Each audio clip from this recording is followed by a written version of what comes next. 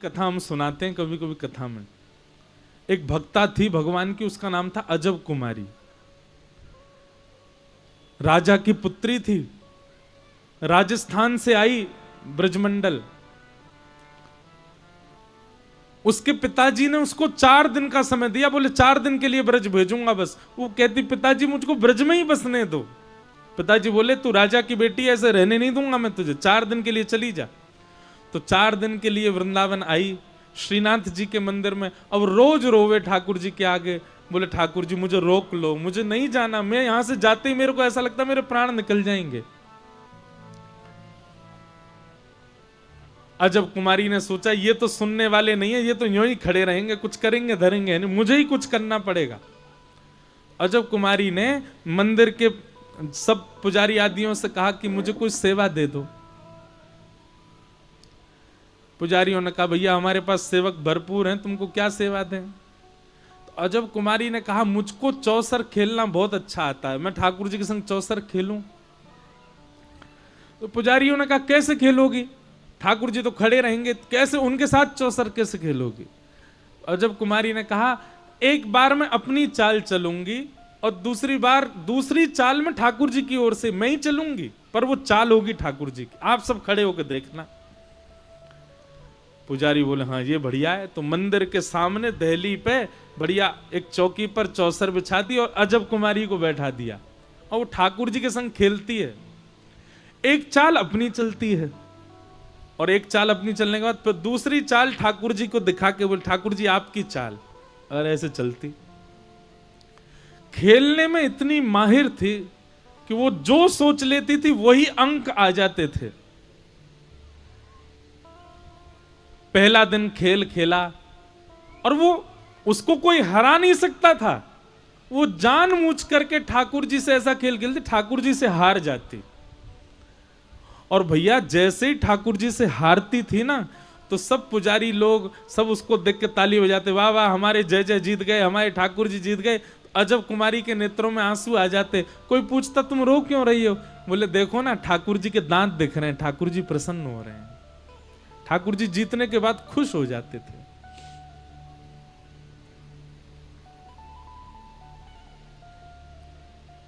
एक दिन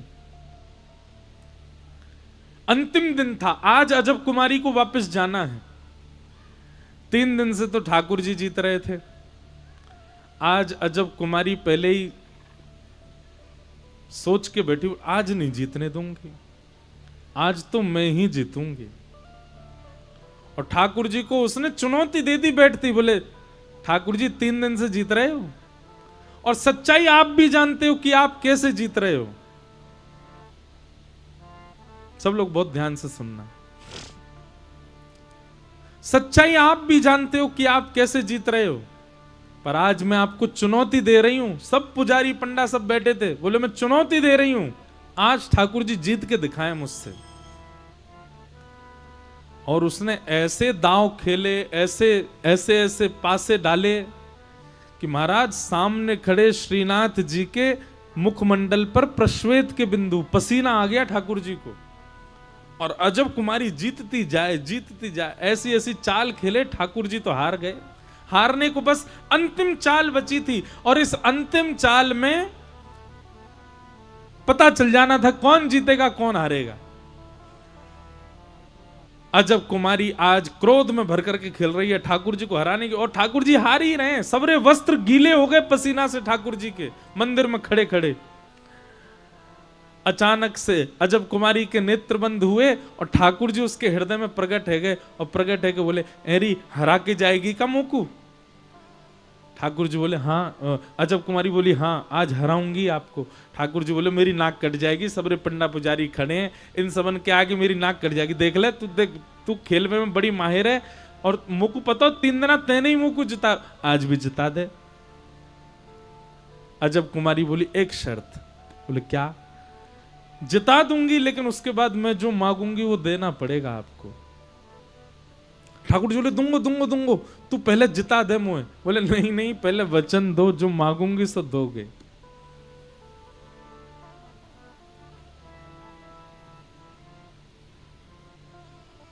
ठाकुर जी ने वचन दिया, जो मांगोगी सो दूंगा। और अंतिम चाल जानबूझ करके ऐसी खेली कि अजब कुमारी हार गई, ठाकुर जी जीत गए।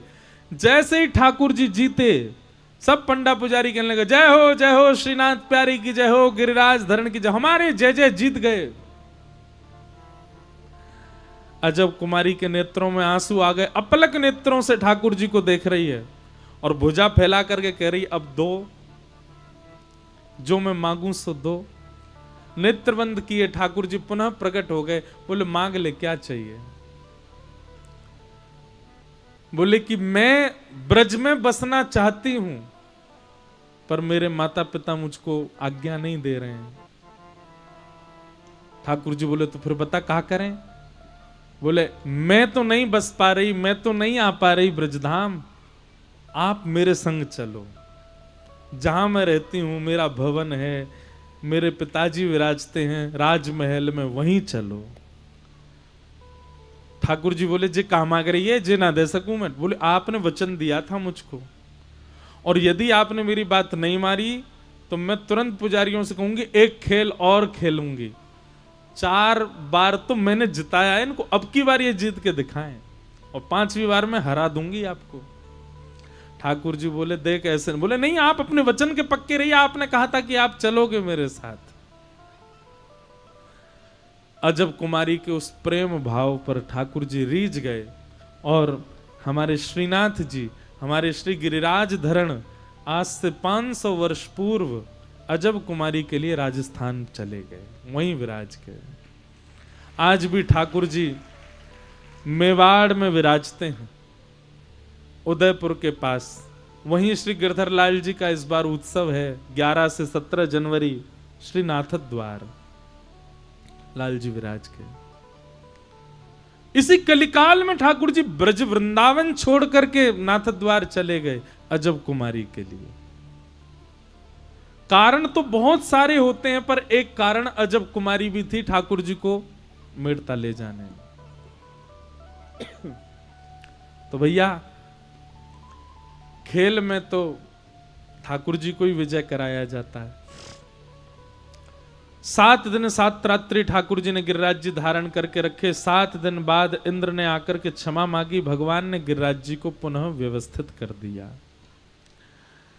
आगे भागवत जी में एकादशी व्रत की कथाएं बताई गईं और रास पंचाध्यायी का प्रसंग सुनाया गया। बहुत ध्यान पूर्वक सुनिएगा, विस्तार से तो हम 14 अक्टूबर से सुनाएंगे ब्रज की गोपियों के भाव। अभी सूक्ष्म में थोड़ा कह देते हैं।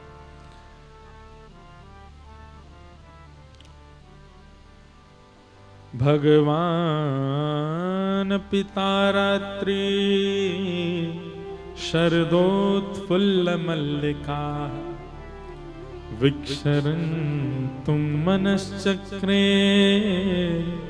योग मायामुपाश्रित। बहुत ध्यान से सुनना। भगवान ने गोपियों के साथ रास विहार किया और लोगों को बोलने के लिए बात मिल गई। ठाकुर जी तो रास करते हैं, गोपियों के गले में गलवैयां डाल के हमारे भगवान तो रास करते हैं। कई लोग प्रश्न उठाते हैं,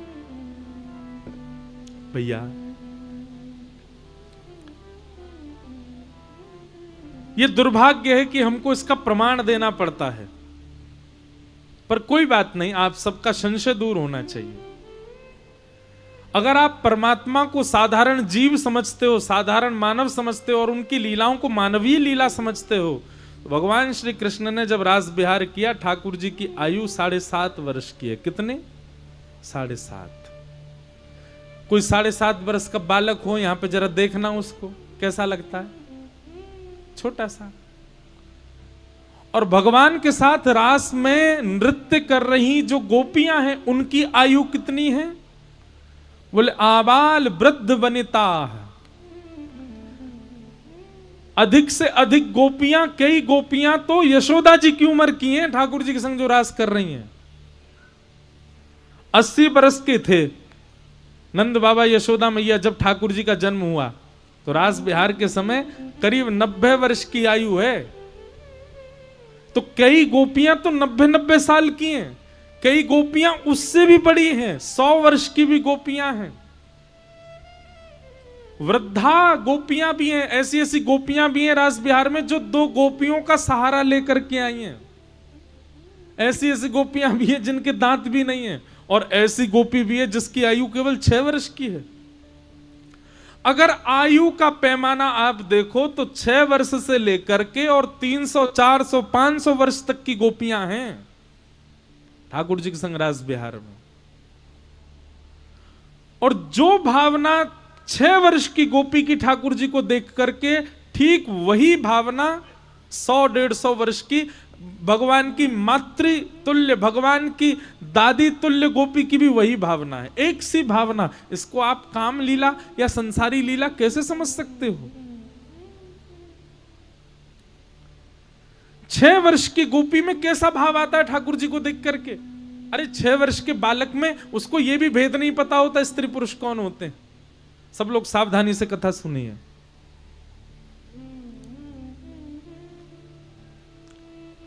लेकिन 6 वर्ष की गोपी भी ठाकुर जी को प्रियतम रूप में देख रही है। क्या जाने 6 वर्ष का बालक आज भी,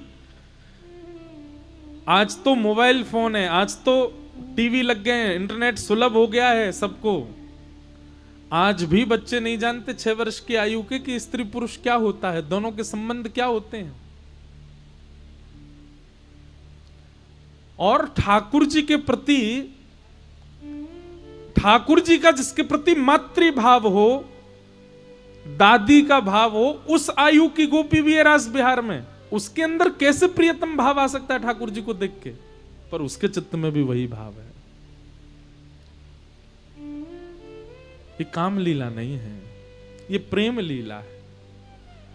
और ये गोपियां सब जानती हैं कि ये श्री कृष्ण सामान्य नहीं है, साक्षात पर ब्रह्म है, ये साक्षात आदि पुरुष हैं।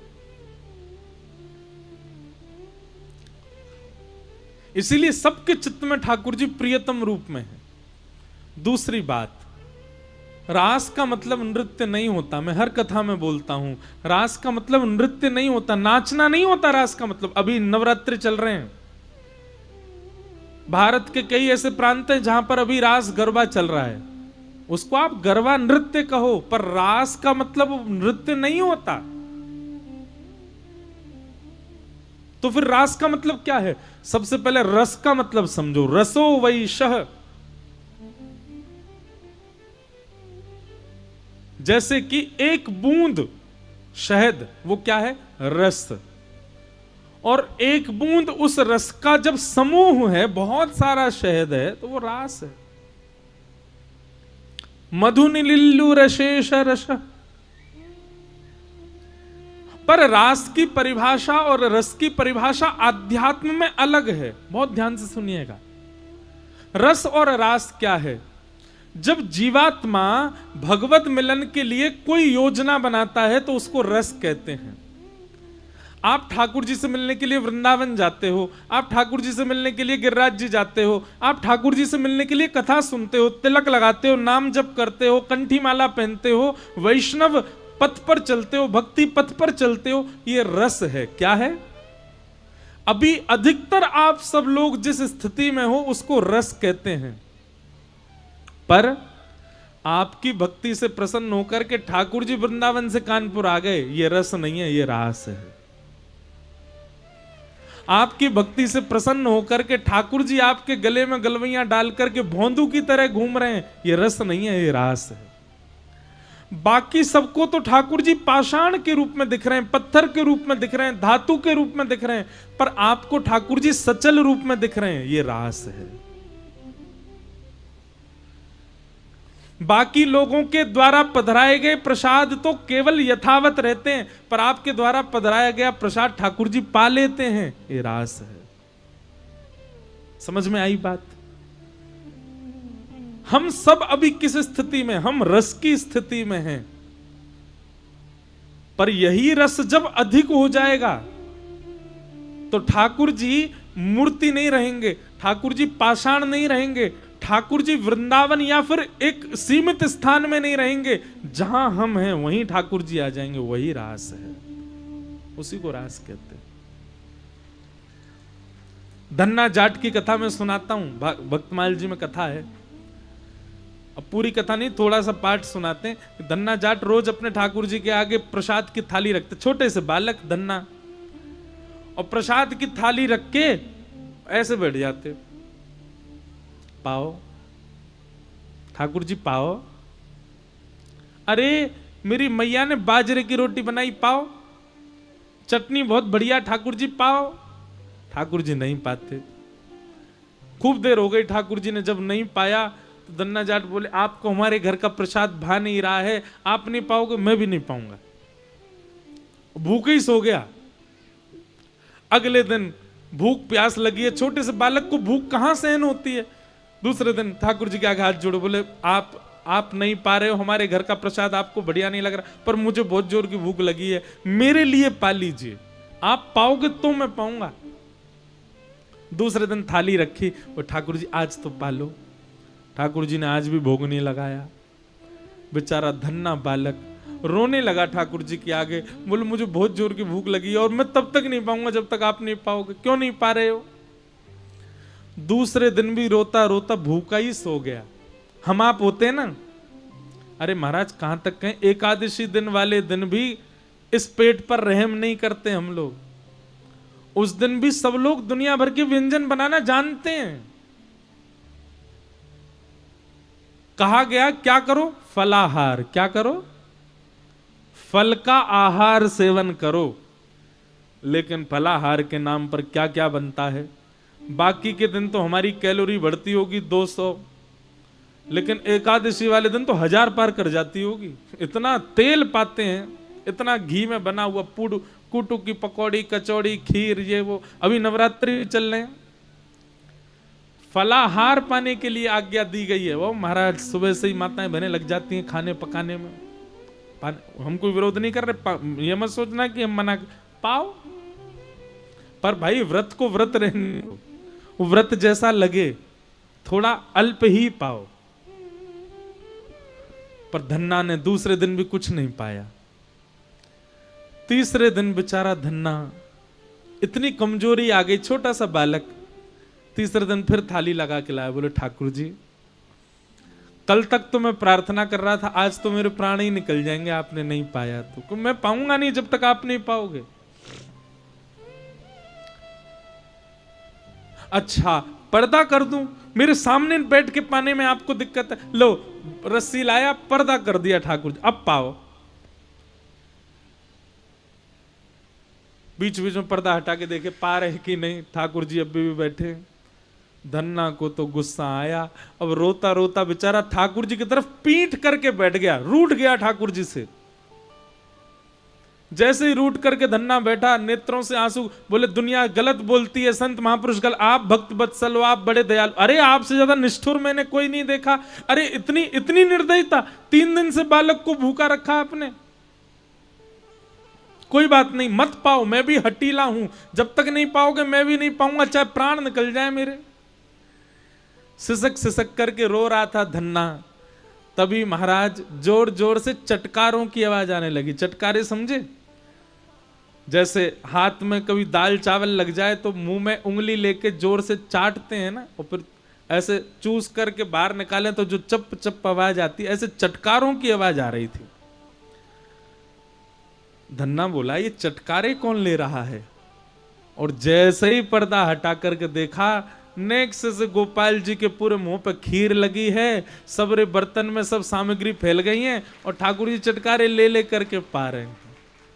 आहा, उस छवि को देख करके धन्ना प्रसन्न हो गया। ठाकुर जी ने अपने झूठे हाथ में लगे भाई सामग्री नेक उठाई और धन्ना की ओर के बोले जल्दी मुंह खोल पा, और धन्ना को पवाने लगे। ये क्या है? यही रास है। 3 दिन तक धन्ना जो स्थिति में था वो रस था, लेकिन उसकी स्थिति से ठाकुर जी प्रसन्न होकर के सचल हो गए। यही रास है। अब कभी हमारे साथ ऐसा हो जाए,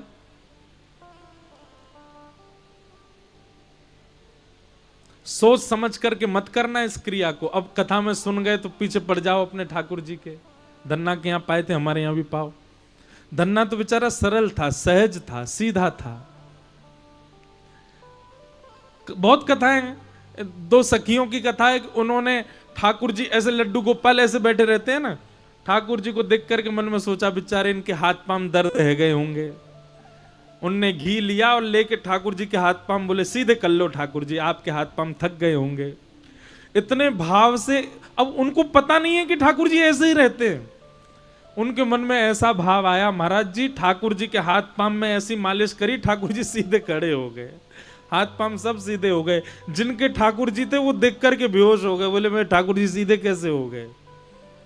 भाव, इसी को रास कहते हैं। तो जब तक आप प्रस्तुत कर रहे हो और ठाकुर जी देख रहे हैं वो रस है, लेकिन जब तक जिस दिन आपने प्रस्तुत किया और ठाकुर जी ने स्वीकार कर लिया वही रास है, इसको रास कहते हैं। और सुनिए, जब तक रस होता है तब तक भाव उमड़ता है, लेकिन जिस दिन रास होता है ना उस दिन तो नृत्य ही होता है, उस दिन तो नाचोगे ही आप। जिस दिन रास हो जाएगा उस दिन बैठे थोड़ी रहोगे। महाराज थाली धर के आए मंदिर में, ठाकुर जी के आगे भोग लगाओ, ठाकुर जी कपाट बंद करके बाहर आ गए, थोड़ी देर में जाकर के देखी तो सबरी थाली चट्ट कर गए ठाकुर जी।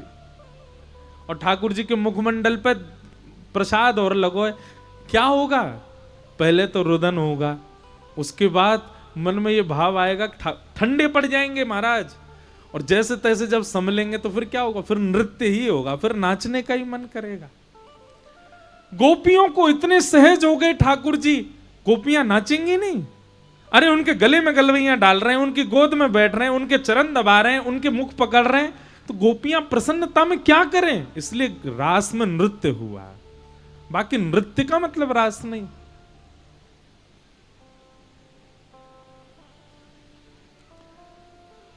सब गोपियों को ठाकुर जी ने वेणु रव करके बुला लिया।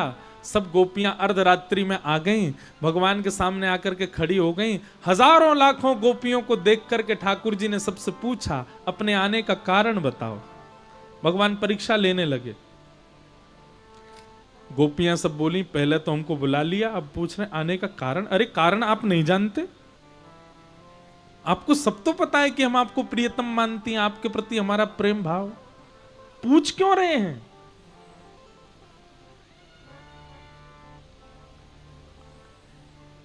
ठाकुर जी का गोपियों का बड़ा मधुर संवाद है यहां पर वह हुआ। अंत तो गत्वा गोपियां सब कहने लगी नाथ आप चाहते क्या हो ये बताओ। भगवान बोले हम तो ये चाहते हैं तुम वापस अपने घर जाओ, अपने पतियों की सेवा करो, बच्चों के संग आनंद करो, अपने परिवार का ध्यान रखो। ये इतनी रात्रि में एक छोटे से बालक के पीछे इतनी दूर आ जाना ये अच्छी बात नहीं, चलो जाओ वापस। गोपियां सामने खड़ी खड़ी बोली देखिए हमारा प्रेम ऐसा, हम चली जाएंगी पर हमारी एक वस्तु आपके पास है वो हमें वापस करो। ठाकुर जी बोले क्या है मेरे पास? गोपियां कहती हैं हमारा चित्त आपके पास है, हमारा मन आपके पास है, वो दे दीजिए। चित्तम सुखेन भवता पहितम ग्रहेषु यन्निर्विशस्त्यतु करावपि ग्रह्य कृत्ये पादौ पदम न चलतस्तव पादमूलात् यामः कथम भ्रजमतो करवाम किं वा। नाथ, संसार में कोई भी व्यक्ति कोई भी क्रिया करता है उसमें चित्त का लगना बहुत जरूरी होता है। हम संसार में कुछ नहीं कर पाएंगे, क्यों? क्योंकि चित्त आप में लगा हुआ है, चित्त आपके पास है, मन तो आपने रख लिया है। हम कैसे जाएं बिना मन के? हमारा मन वापस दे दो हम चली जाएंगे। इस बात से ठाकुर जी रीझ गए। गोपियों ने वो कह दिया जो ठाकुर जी सुनना चाहते थे। क्या? हमारा मन आपके पास है, हमारा मन आप में लग गया है। सर्वधर्मान परित्यज्य, गीता में भगवान कहते हैं, प्रसिद्ध श्लोक है, माम एकम शरणम ब्रज। ठाकुर जी कहते हैं सब छोड़ मेरी शरण में आ जा। हमसे वही नहीं होता, सब छूटता नहीं है हमसे, हम सब पकड़ के ठाकुर जी के पास जाते हैं। लेकिन गोपियां तो आज कह रही हैं कि हम सब छोड़ के आ गई हैं नाथ आपकी शरण में। क्यों? क्योंकि मन आपके पास है। हमारा मन वापस दे दो, हमारे चित्त में, हमारे नेत्रों में, हमारे ध्यान में आप कभी मत आना, हम चली जाएंगी वापस।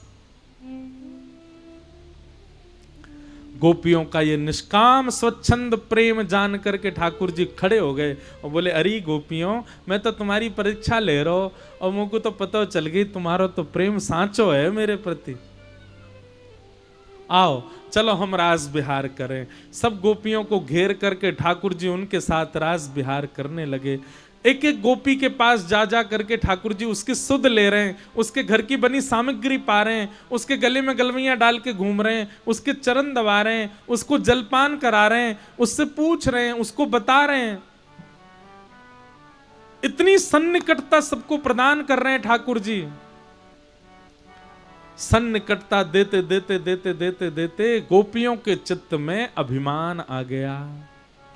और कैसा अभिमान आया बंधुओं? देखो, गोपियों के चित्त में अभिमान आ नहीं सकता, पर ये मुझे और आपको, हम सबको बताने के लिए ठाकुर जी ने लीला की कि गोपियों के चित्त में मान प्रकट कर दिया। नहीं तो जहां राम जहां कृष्ण वहां मान आ नहीं सकता। हम आप सबको क्या समझाना चाह रहे हैं ठाकुर जी?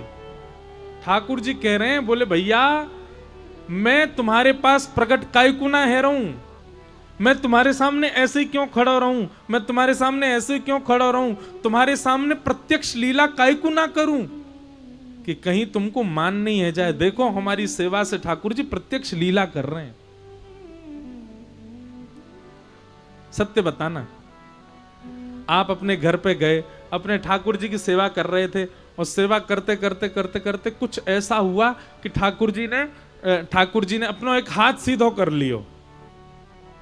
क्या करोगे बताओ? सबसे पहले फोटो खींच के सोशल मीडिया पे डालो सबको, ओ मेरे ठाकुर जी ने हाथ सीधो कर लियो। फिर कोई संत आ जाए, महापुरुष आ जाए, अखबार वालों को बुला लेंगे, हमारे ठाकुर जी ने हाथ सीधा किया, सबको बताओ, हमारी भक्ति से प्रसन्न। ये मान आ जाता है। और आपको अभी आप अस्वीकार करोगे यहां बैठे बैठे, पर निश्चित है जिस दिन कोई लीला हो गई मान आएगा। हमारे मान की रक्षा के लिए ठाकुर जी ऐसे ही खड़े रहते हैं। बोले कि मेरा मन तो है रो कि हाथ सीधे करूं, पर नहीं करूंगा। क्यों? कहीं मैंने हाथ सीधे किए तो याकू मान नहीं है जाए कि मेरी भक्ति में कितनी प्रबलता, मेरी भक्ति में कितनी सामर्थ्य कि मैंने ठाकुर जी सीधे कर दिए। हमारे मान की रक्षा के लिए ठाकुर जी मूर्तिमंत खड़े रहते हैं, कुछ नहीं करते, बस अनुभव कराते हैं। जैसे आज कथा से पहले वर्षा करके अनुभव कराया, ये बांस लगवा के अनुभव कराया, पूरा पंडाल है, इतने सारे व्यंजन, इतनी सारी वस्तु पर इसी पर्दे का ही नीचे गिरना, ये सब अनुभव हैं ठाकुर जी के। ऐसा अनुभव कराते हैं ठाकुर जी। प्रत्यक्ष लीला कर दी तो कहीं हमको मान ना हो जाए। गोपियों के चित्त में अभिमान हो गया कि हम त्रिभुवन सुंदरी हैं, इसीलिए हमारे रूप पर त्रिभुवन सुंदर श्री कृष्ण मोहित हो गए। भगवान बोले, अच्छा पूतना नहीं देखी थी क्या तुम लोगों ने? वो तो बहुत सुंदर बन के आई थी, तब भी तुम्हारा चित्त नहीं समझा कि मुझे सुंदरता नहीं रिझा सकती? मान करती हो अपने ऊपर। गोपियों के मान को देख करके ठाकुर जी वहां से अंतर ध्यान हो गए। बंधुओं एक बात सुनिएगा, भजन में कभी विक्षेप आवे, कैसा विक्षेप? आप माला कर रहे हैं और माला करते करते करते करते वो दिखाई दे गया जो नहीं दिखना चाहिए, ये विक्षेप है। आप सेवा करते हैं पर सेवा में आज इतनी व्यस्तता आ गई कि सेवा ही नहीं कर पाए, ये विक्षेप है।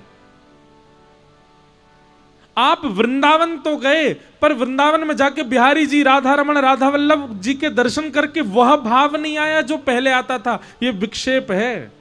और ये विक्षेप कब आता है पता है? कभी ना कभी आपने मान तो किया है, कभी ना कभी अभिमान तो आया है। अभिमान आते ही भजन घटता है, अभिमान आते ही आपका भजन छूटता है, इसलिए मान रहित रहो। बंधुओं, भजन बढ़ेगा तो मान घटेगा, और मान बढ़ेगा तो भजन घटेगा।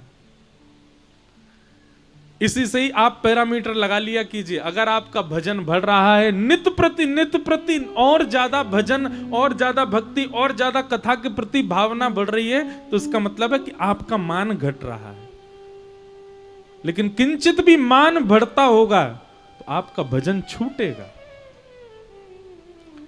संतों को देख करके पहले मन में भाव आता था इनको प्रणाम करें, पर अब संतों को देख के आता है ये तो ऐसे इतने विशेष नहीं है कि इनको प्रणाम करें। समझना आपके अंदर मान है।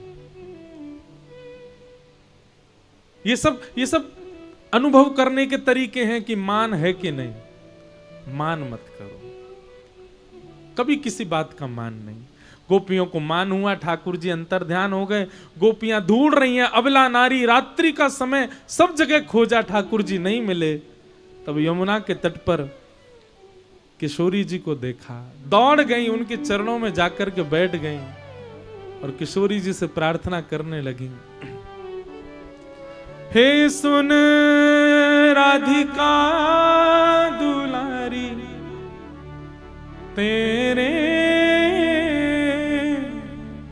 द्वार का भिखारी हूं मैं, शाम का पुजारी,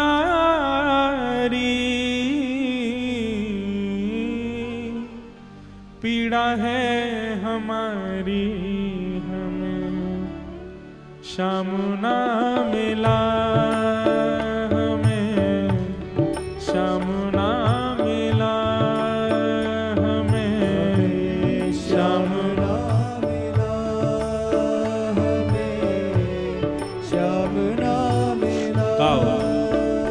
हमें श्याम ना मिला, हमें श्याम ना मिला, हमें श्याम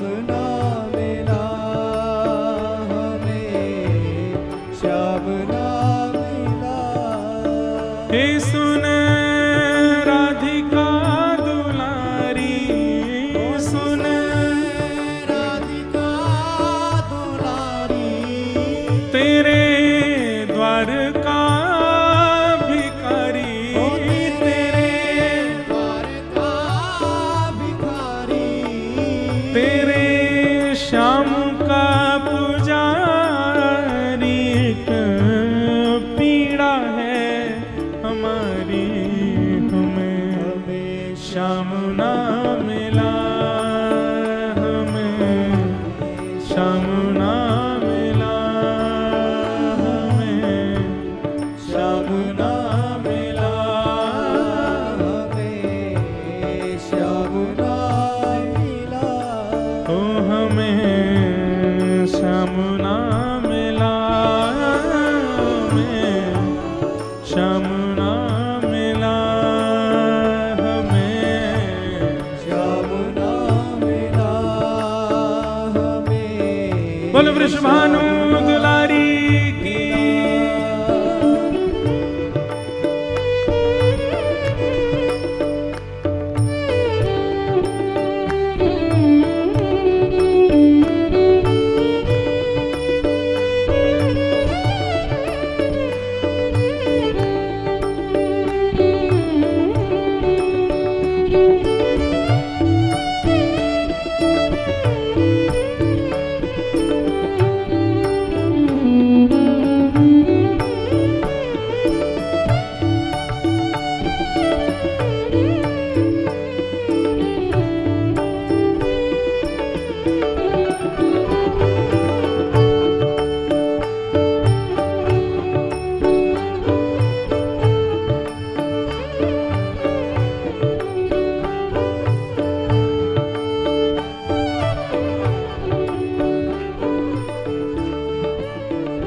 हम सोचते थे कान्हा कहीं कुंजन में होगा,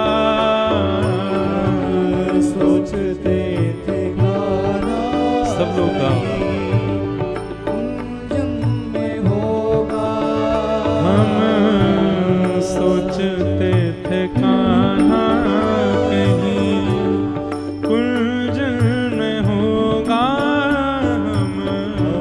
सोचते थे कान्हा कहीं कुंजन में होगा, अभी तो मिलन का हमने सुख नहीं भोगा, अभी तो मिलन का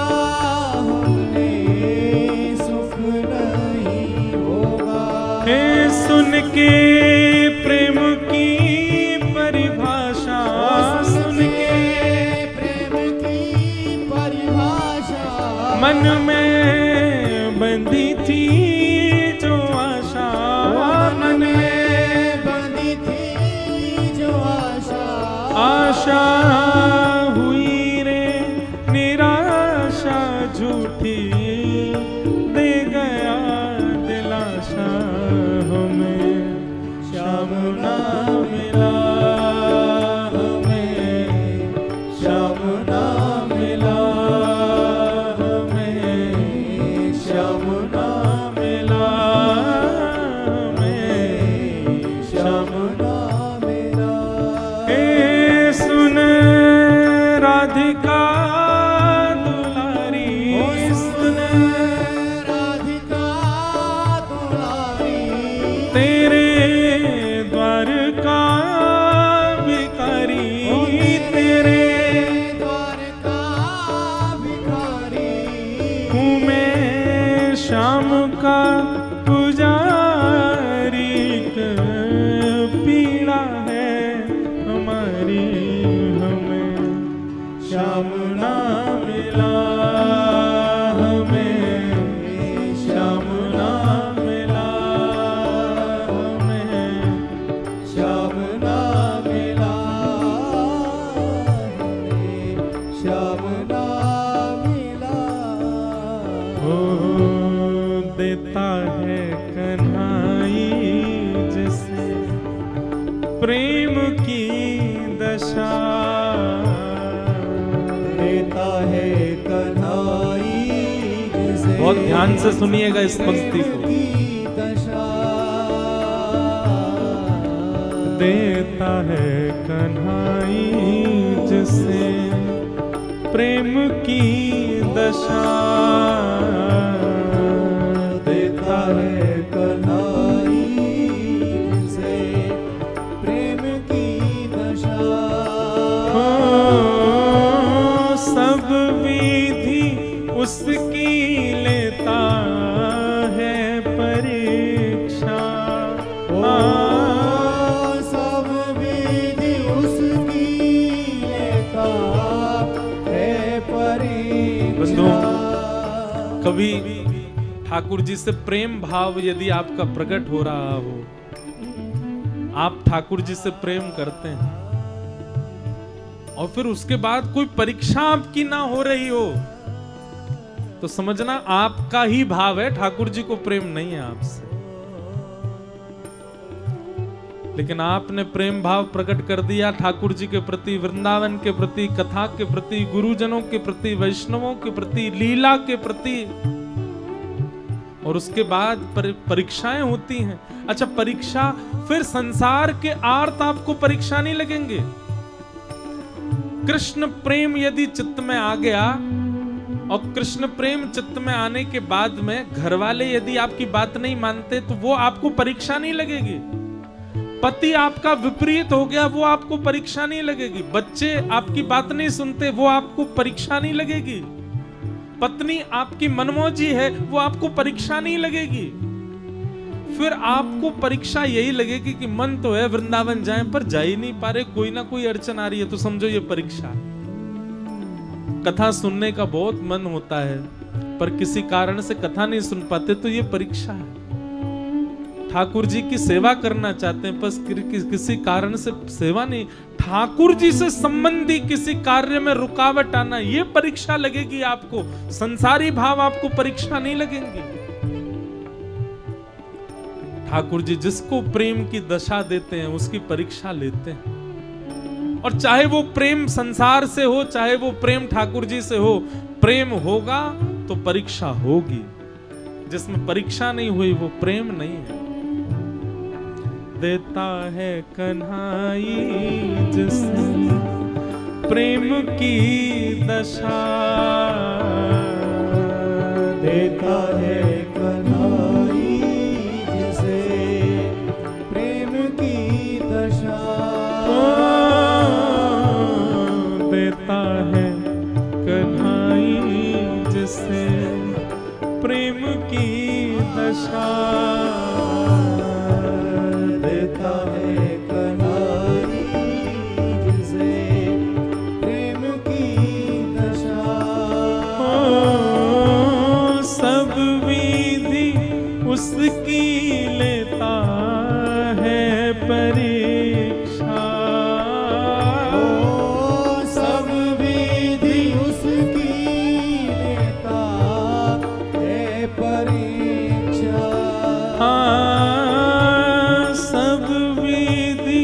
उसकी लेता है परीक्षा।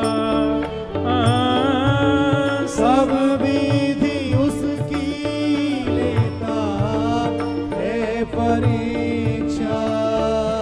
कभी निकट बुलाए, कभी निकट बुलाए, कभी दूरियां बढ़ाए, कभी दूरियां बढ़ाए, कभी निकट बुलाए, कभी निकट बुलाए, कभी दूरियां बढ़ाए, कभी दूरियां बढ़ाए।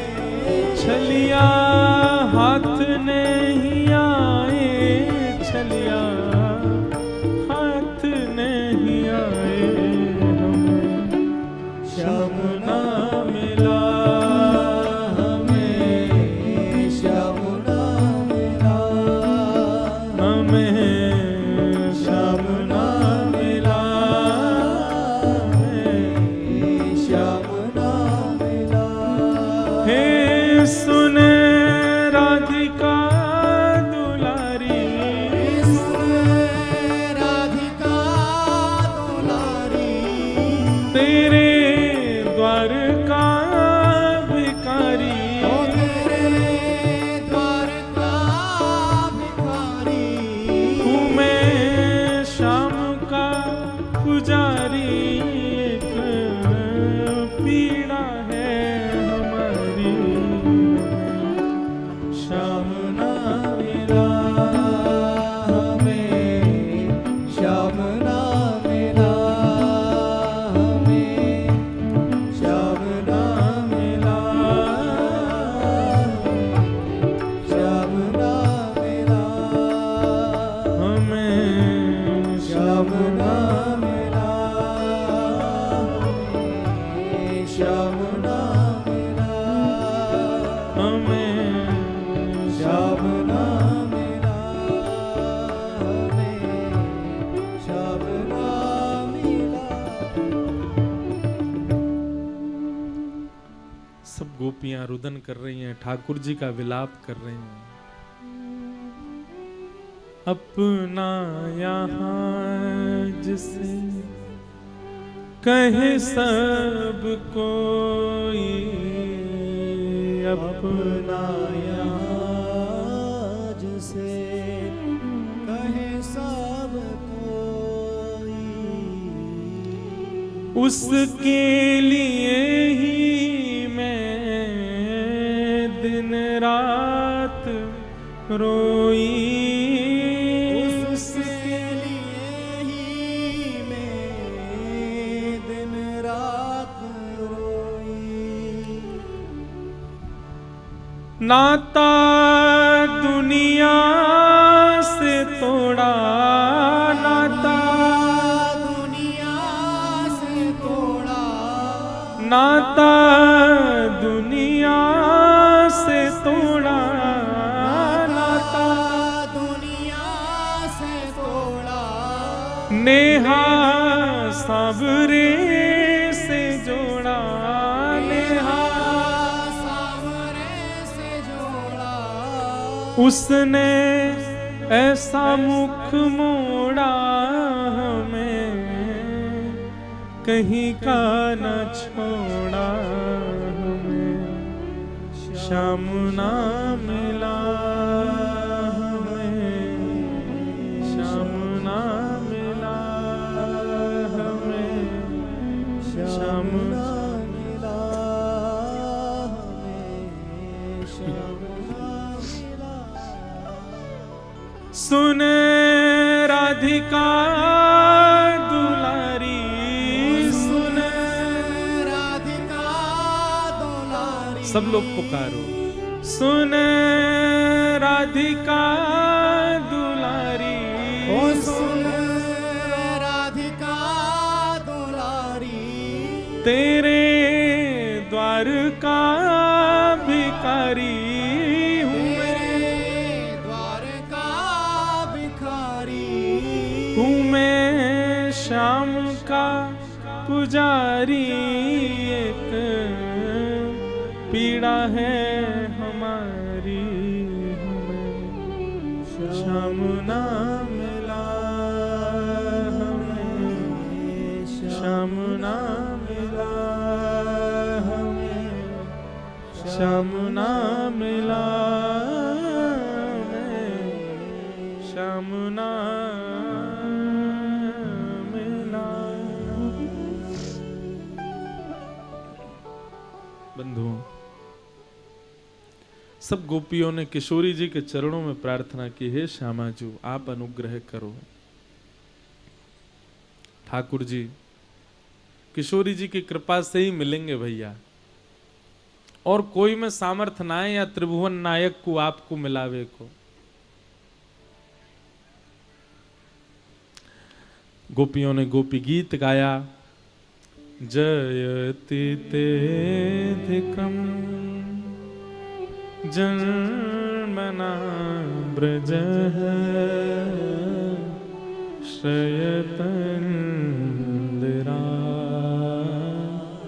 सस्वदत्रिः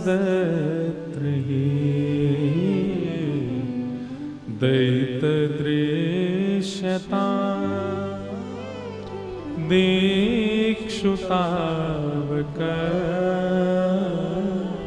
स्त्वैधृता सव स्वां विचिन्वते शरदुदासे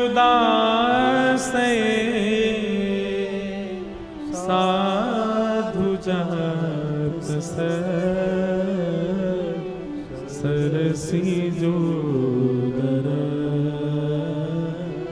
श्रीमुषा।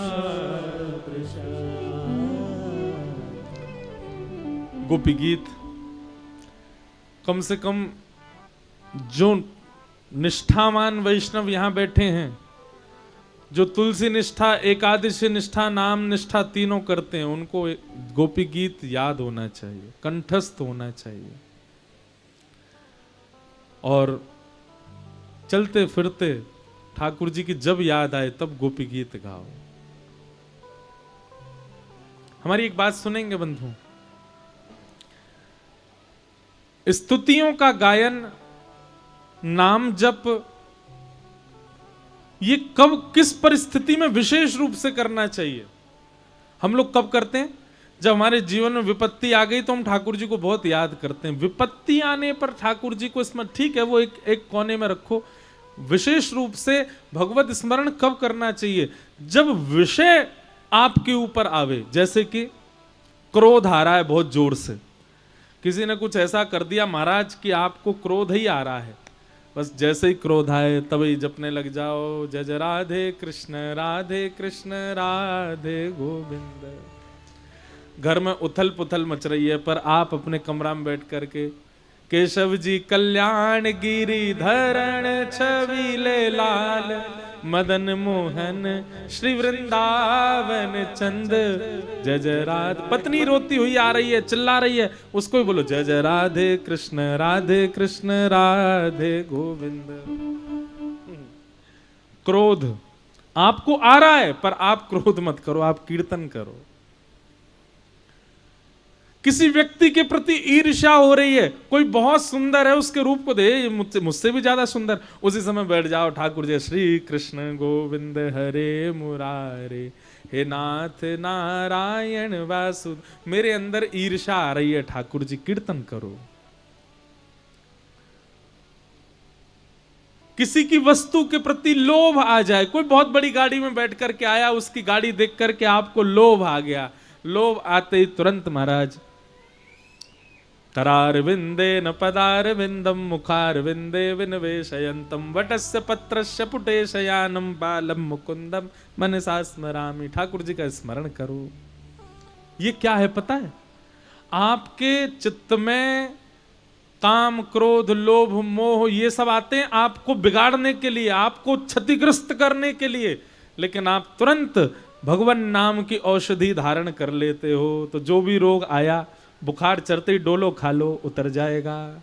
ऐसे ही जैसे ही जीवन में कोई आर्त आवे, कोई विषाद आवे, कोई विषय आपके ऊपर आक्रमण करे, जैसे ही लगे कि काम बढ़ रहा है चित्त में, किसी का रूप यौवन देख करके महाराज चित्त में काम के उद्दीपन हो रहा है, उसी समय नेत्र बंद करो और नेत्र बंद करके तुरंत किशोरी जी का स्मरण करो। श्यामा प्यारी कुंज बिहारी जय जय श्री हरिदास। महाराज काम, क्रोध, लोभ, मोह, क्रोध, ईर्षा, द्वेष, अभिनिवेश, ये सारे रोग हैं, इनकी औषधि भगवान नाम है, पर हम रोग आने पर औषधि नहीं ले रहे हैं, तो फिर रोग तो चढ़ेगा ना, रोग तो अपना असर दिखाएगा। जैसे ही लगे ईर्ष्या आई, जैसे ही लगे क्रोध आया, जैसे ही लगे काम आया, जैसे ही लगे कुछ आ रहा है चित्त में जिससे मेरा सब उथल पुथल होने वाला, तुरंत भगवान नाम गाने लग जाओ। इसका पता परिणाम क्या होगा? कुछ दिनों के बाद ये सब आपके ऊपर आने से डरेंगे। काम बोलेगा मैं इस पर कैसे जाऊं, जैसे ही जाऊंगा सुई गाने लग जाएगा श्यामा प्यारी। अरे भाई, काम जब सवार हो तब तो वैश्याओं का चिंतन होना चाहिए, तब तो नर्तकियों का चिंतन होना चाहिए, तब तो रूप यौवन का चिंतन होना चाहिए, पर काम आने पर आप कुंज बिहारी श्री हरिदास करोगे, श्यामा प्यारी को चिंतन करोगे तो काम भागेगा नहीं। क्रोध आने पर आपका ताम्रवर्ण हो जाना चाहिए, आंखें लाल, हाथ मुट्ठियां बंध गई, महाराज किसको फोड़ दें, किसको फाड़ दें, किसका क्या कर दें हम। पर उसी समय आप ठाकुर जी का चिंतन करने लग जाओगे तो क्रोध कहेगा भैया मैं आया था इसको उत्तेजित करने, मैं आया था इसको ताम्रवर्ण का करने, पर ये तो नाम का पानी डाल रहा है अपने ऊपर, कैसे आऊं। आइंदा क्रोध आने में डरेगा, आइंदा ईर्ष्या आने में डरेगी, आइंदा काम आने में आपके ऊपर डरेगा। तो नाम जप कब करो, भगवत स्मृति कब करो? जब आपको लगे कि विषाद संसार का आपके ऊपर आक्रमण कर रहा है, तभी नाम जप करने लग जाओ। समझ में आई बात? गोपियों ने गोपी गीत गाया, भगवान प्रकट हो गए, प्रकट होकर के गोपियों के साथ अब महारास करने लगे और वृंदावन में महारास होने लगा। जैसे ही महारास प्रारंभ हुआ, कैलाश से देवादिदेव महादेव दौड़े वृंदावन की ओर। गोपियों ने रोक दिया, बोले कहां जा रहे हो? बोले मैं भी रास में नृत्य करूंगा। गोपियों ने कहा, बोले पुरुष केवल एक ही जा सकता है अंदर, श्री कृष्ण। आपको यदि भीतर जाना है तो गोपी बन के आना पड़ेगा। तुरंत महादेव गए, अन्नपूर्णा मैया से कहा हमारा श्रृंगार करो, जटाएं खोल दी, सर्प को निकाल दिया, बोले जाओ थोड़ी देर घूम घाम के आओ। कानों में बिच्छू पहन रखे थे वो भी उतार दिए, हाथन में भी छोटे छोटे सर्प बांध रखे हैं, बागंबर भी सर्प से बांध रखा है ठाकुर जी ने, महादेव ने। सारे वस्त्र बदल दिए, लहंगा पहना दिया, सुंदर चुनरी उड़ा दी, आंखन में काजल लगा दिए, होटल में लालिमा लगा दी, गले में हार पहना दिए, केश खोल करके सुंदर गोपी बना दी। बोलो गोपेश्वर महादेव की जय। अब बात दूसरी सुनो। गोपी का मतलब गोपी जैसा श्रृंगार धारण करना नहीं होता। गोपी का मतलब गोपी जैसा भाव धारण करो। इसके विस्तार में मैं गया नहीं हूं। ललिता जी ने महादेव को यमुना जी के तट पर बैठ करके प्रेम बताया। जब महादेव ऐसे हो गए कि रोम रोम कृष्ण कृष्ण भजने लगा, महादेव देवादिदेव शंकर भगवान के रोम रोम से कृष्ण, कृष्ण मन कृष्ण तन, कृष्ण ही हमारो धन। जब ऐसी स्थिति हो गई, ललिता जी बोली अब आप गोपी बन गए हो। जिसका भोजन भी श्री कृष्ण है, जिसके दर्शन भी श्री कृष्ण है, जिसको सुनना भी श्री कृष्ण को, जिसको स्पर्श भी श्री कृष्ण का, जिसका सर्वांगीण श्री कृष्ण है, वही गोपी है। और अब आप गोपी बन गए हो। तब उन्होंने श्रृंगार गोपी का किया और महादेव महारास में पधारे। महादेव को देख के ब्रह्मा जी भी गोपी बन के आए, 4 मुख वाली गोपी भी आई है, सूर्य भी गोपी बन के आए, चंद्र भी गोपी बन के आए, तारे भी गोपी बन के आए, सब गोपी बन बन करके आए। असंख्य गोपियां जब प्रकट हो गई, ठाकुर जी ने देखा इतनी गोपी, तो जितनी गोपी थी उतने ठाकुर जी भी प्रकट हो गए और तभी वृंदावन में महारास प्रारंभ हो गया। यहां जितनी गोपी बैठी हैं वो भी ये विचार करे कि श्याम सुंदर हमारी भुजा पकड़ के हमारे साथ भी नृत्य कर रहे हैं। अच्छा देखो, कथा सुनते सुनते ऐसा नहीं लगता कभी कभी व्यास जी मेरी बात ही कर रहे हैं मंच से, ओ भैया तानपुरा ठीक कर दे, जन कौन से स्वर में बोल रहे हो है। तो क्या बता रहा था मैं, कथा सुनते सुनते कभी ऐसा भाव नहीं आता कि हम आप सब लोग, ये व्यास जी हमको ही कथा सुना रहे हैं, ये कथा मेरे लिए ही हो रही है, ये मुझे ही बात बताई जा रही है। जब ऐसी भावना आवे तो समझो ठाकुर जी आपके संग रास कर रहे हैं, ठाकुर जी आपको ही सुना रहे हैं।